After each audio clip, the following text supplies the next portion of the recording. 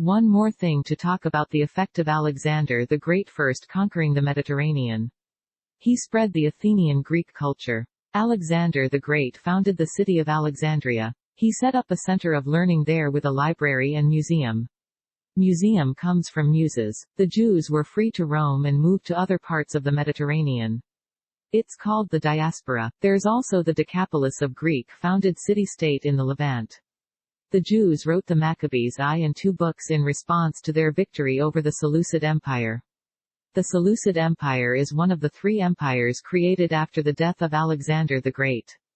I can't help note an Old Testament passage that some consider a residue from Alexander the Great coming into Judea, Zechariah chapter 9 verse 10, "And I will cut off the chariot from Ephraim, and the horse from Jerusalem, and the battle bow shall be cut off, and he shall speak peace unto the heathen." Here we have a Jewish book saying, "Let's make peace with the heathen." It takes some linguistic gymnastics to dig Alexander the Great out of chapter 9 of Zechariah, but I've seen it done. And, of course, after their Hasmoneans managed to kick the Greeks out, the Romans took over. Which would you rather have? Greek or Roman culture? As history would have it, the Jews ended up with the Romans. The New Testament betrays a struggle with reconciling the Greek and Jewish cultures. Romans chapter 1 verse 14, "I am debtor both to the Greeks, and to the barbarians, both to the wise, and to the unwise."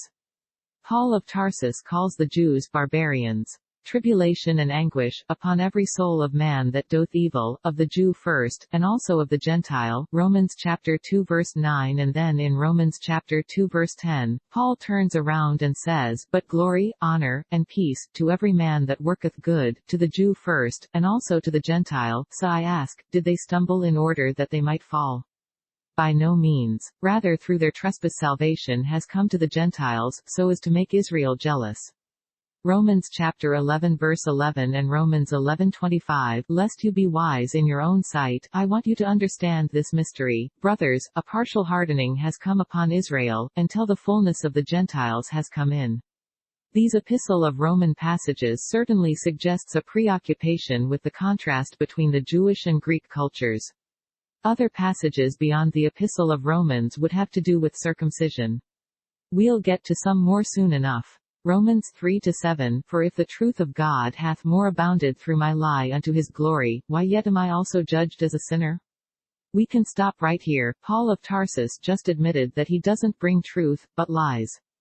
But there's so many more interesting things. Related to Romans chapter 3 verse 7 is 1 Corinthians 9:20, "To the Jews I became like a Jew, to win the Jews.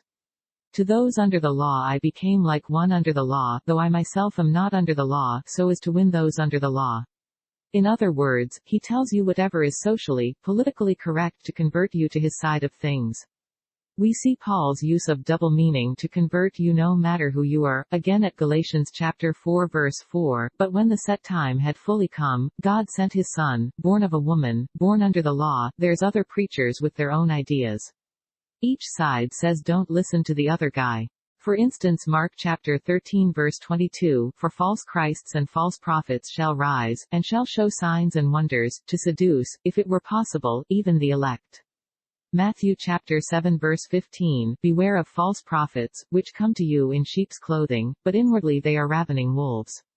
In the Pseudo-Clementine Homilies 1135 chapter 35. "Beware of false prophets, our Lord and Prophet, who has sent us, declared to us that the wicked one, having disputed with him 40 days, and having prevailed nothing against him, promised that he would send apostles from amongst his subjects, to deceive.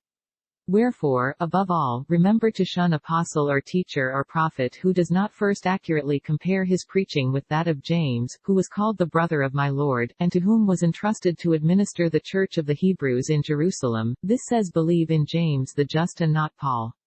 It would take a 1,000-page book to explain that the wicked one in the Dead Sea Scrolls is Paul of Tarsus. Bottom line, we have a competition between Paul of Tarsus and James the Just.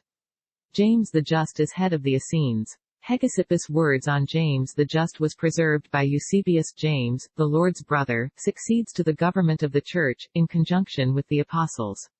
He has been universally called the Just, from the days of the Lord down to the present time. For many bore the name of James, but this one was holy from his mother's womb. He drank no wine or other intoxicating liquor, nor did he eat flesh, no razor came upon his head, he did not anoint himself with oil, nor make use of the bath. He alone was permitted to enter the holy place, for he did not wear any woolen garment, but fine linen only. He alone, I say, was wont to go into the temple, and he used to be found kneeling on his knees, begging forgiveness for the people, so that the skin of his knees became horny like that of a camel's, by reason of his constantly bending the knee in adoration to God, and begging forgiveness for the people. James the Just, who was so righteous he never got drunk, he alone entered the holy place, he wore fine linen, he was found often on his knees begging for forgiveness of his people. James is holy from his mother's womb.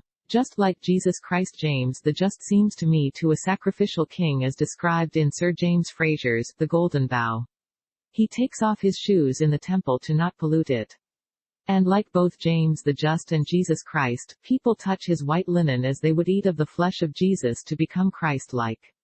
This is a property of magic, where if you eat of something, you take on that object's properties. In page 364 of the Hebrew Union College Annual Account of Al-Kirkizani's account of the Jewish sects and Christianity, it stated that a certain Jewish sect, the Karaites, they say that Jesus was a righteous man and that his way of teaching was the same as that of Zadok, James the Just, and Anan. Robert Eisenman explains in his James Brother of Jesus that Zadok is James the Just. In the Gospel of Mark, James the Just is James the Less. Mark chapter 15 verse 40, there were also women looking on afar off, among whom was Mary Magdalene, and Mary the mother of James the Less. Jerome in his Perpetual Virginity of the Blessed Mary, equates James the Less with the son of Alphaeus, and Mary as the wife of Alphaeus, and Mary who is called by John the Evangelist Mary of Clopas. Then, in Jerome's De Viris Illustribus, equates James the Less with James the Just as being written out of history. Getting back to the Dead Sea Scrolls. The Dead Sea Scrolls do not mention a Jesus Christ. Instead, they mention Joshua, the Old Testament character, as the coming Messiah to save them from the Roman Empire. Paul and James the Just are mentioned in coded form as the wicked teacher, and the teacher of righteousness.